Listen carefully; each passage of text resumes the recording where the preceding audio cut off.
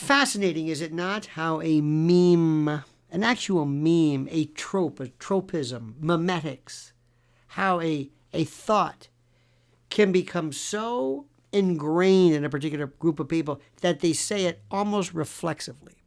We say these things. People say things without really thinking, why are they saying it? You hear it all the time. How many times have you heard, they've proved that whenever there's a full moon, there's been more 911 calls and more emergency room visits. They've proved it. Proved it. They haven't proved anything of the sort. Never proved it. Never. Well, because, as you know, the moon affects tide and water, and after all, we're 90% or whatever the figure is, percent water, but we're a closed system. You're talking about like oceans or tides. A lake doesn't have a glass of water, a bathtub. We're closed. Well, whatever. And is it the fact that these things happen at night where there's a moon in the first place? Maybe, just maybe that might be because that's when crimes start. Could be. Could be. You see how things work? You see how it works? You see how the narrative evolves? And you keep saying things, and you just keep saying it over and over and over. When I was a kid, my father swore that if you went swimming too soon after you ate, you would get cramps, turn into a rock and die. You would drown. And he said this. I don't know why. I don't know why. We say things and over and over. And the thing we're saying right now is Candace Owens is a widow. Leave her alone. She's a widow. Not Candace Owens. Please forgive me. Strike me dead. No.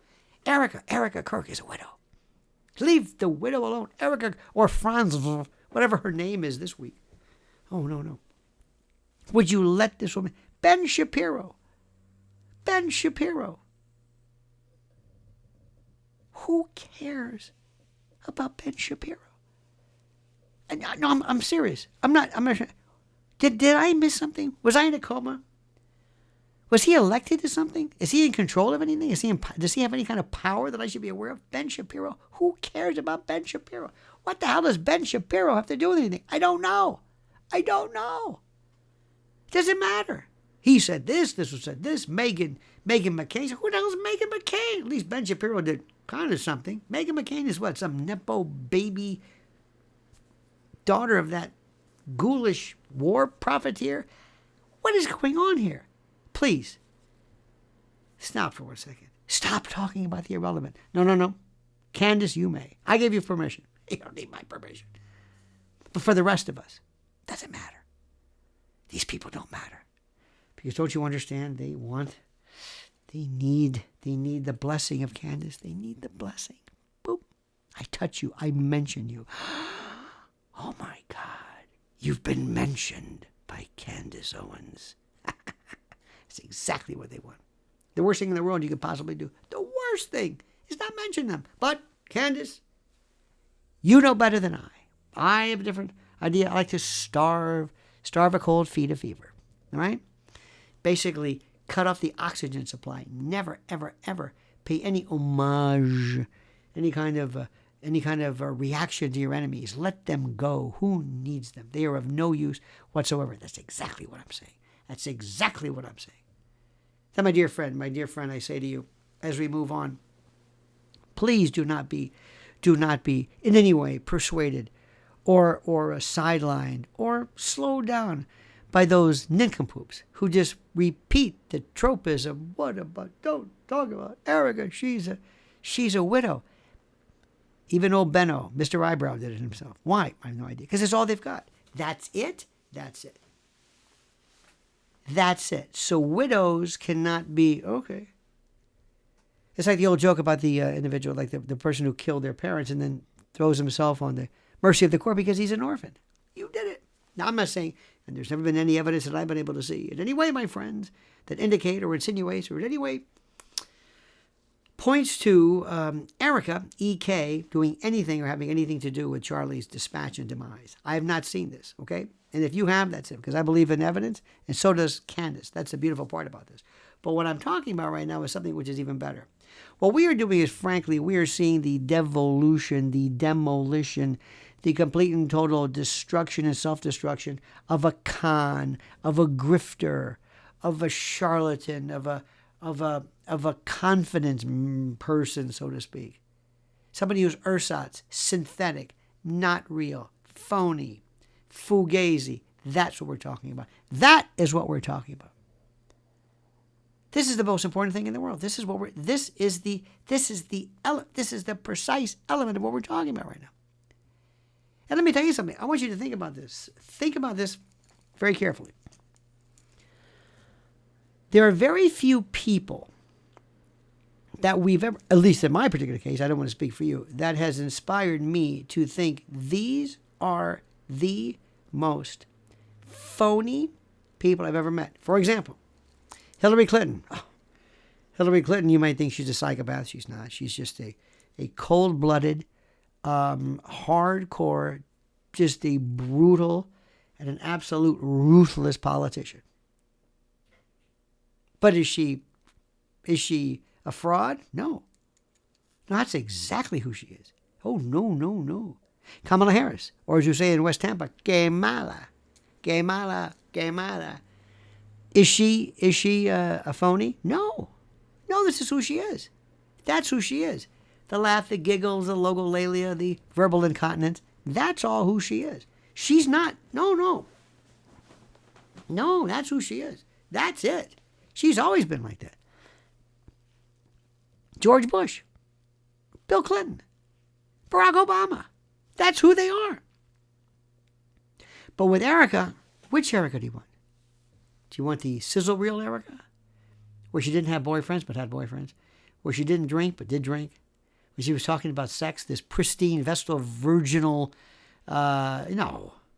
But remember that one? How about the when she was doing, oh, what am I trying to say? When she was doing industrials for CIA, for spooks, remember that one? EMP stuff. She couldn't spell EMP, much less talk about it, but she did it. Remember that one?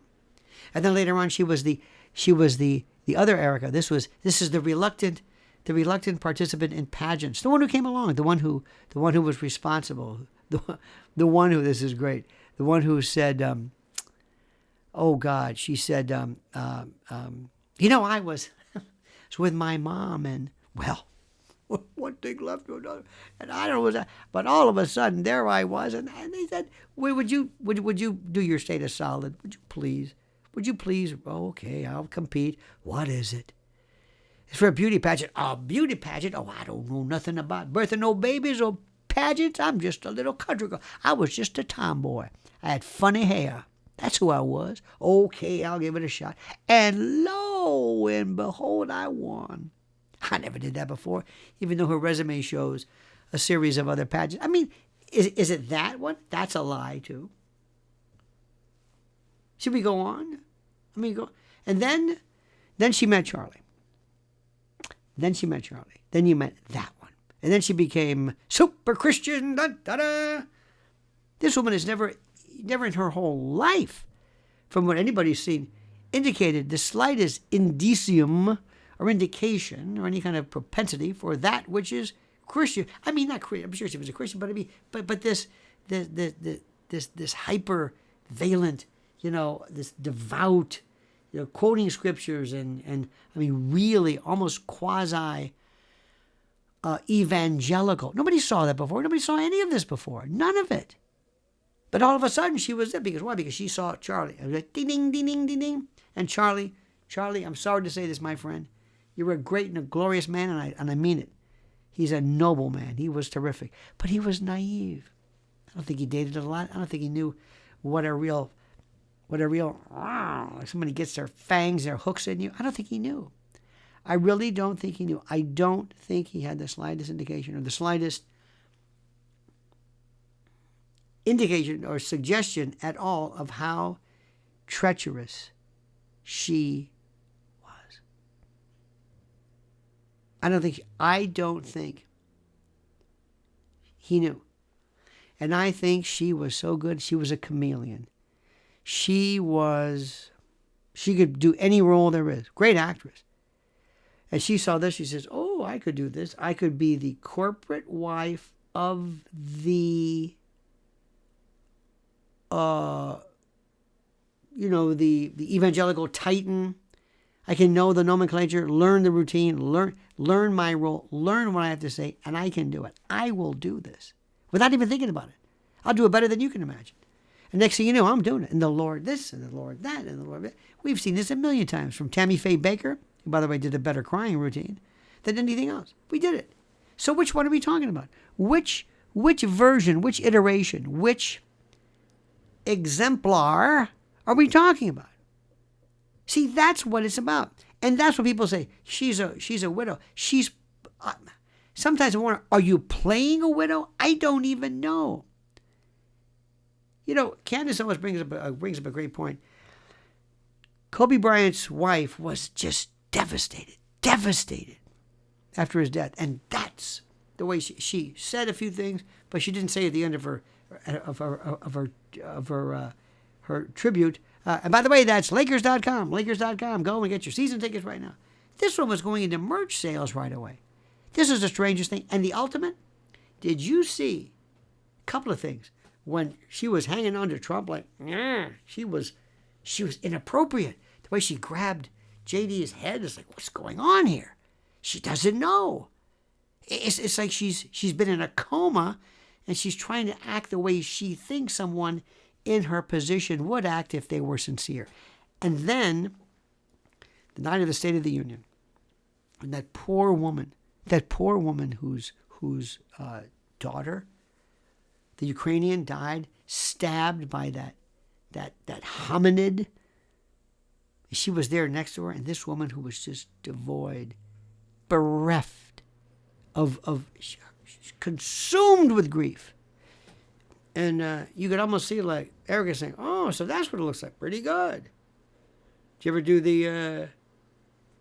the handkerchief routine? Did you ever look up? And she never sniffled. She never blew her nose. The woman who was always in tears, who could always summon. Some said maybe she might have had something applied. I don't know. What do I know? But she never blew her nose the way most people do when they're crying. There's no crying. She always got through a speech. She never had to stop. She never said, I'm sorry, I can't talk. Oh, no. Oh, no, I'm going to do the speech. I mean, it's so phony. Come on. Stop it. Stop pretending you don't know what I'm talking about. Stop it. You've never seen this before? You never saw Tammy Faye Baker? What were you, born yesterday? Come on, get with the program, Sparky. This is the way it is. And that is going to be the subject of the destruction of one Erika Kirk, hoist by her own petard, and signaled, targeted, zeroed in by one Candace Owens. Do me a favor. I must give you this, this